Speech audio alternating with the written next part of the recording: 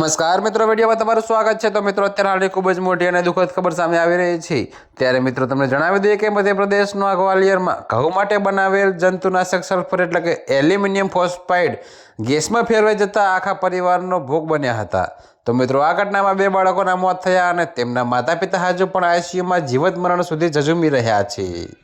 ત્યારે મિત્રો, તમને વધુમાં એ પણ જણાવી દઈએ કે સ્થાનિક પોલીસ અને ફોરેન્સિક ટીમ દ્વારા કરવામાં આવેલી તપાસમાં જાણવા મળ્યું કે ઘરમાં આશરે 25 ક્વિન્ટલ ઘઉંનો સંગ્રહ કરવામાં આવ્યો હતો।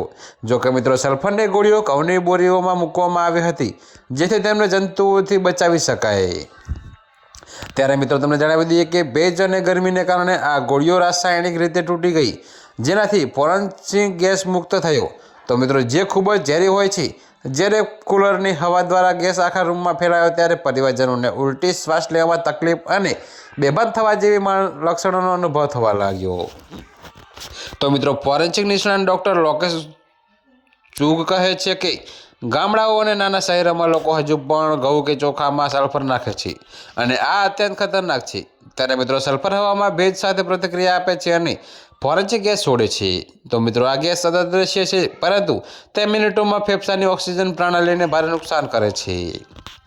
ત્યારે મિત્રો, અત્યારે હાલ માટે આટલું જ। મળીશું નવી અપડેટ સાથે। અને જો તમને અમારા વિડીયો પસંદ આવતા હોય તો વિડીયોને લાઇક, કોમેન્ટ, શેર અને અમારી ચેનલને સબસ્ક્રાઈબ કરવાનું ભૂલતા નહીં મિત્રો।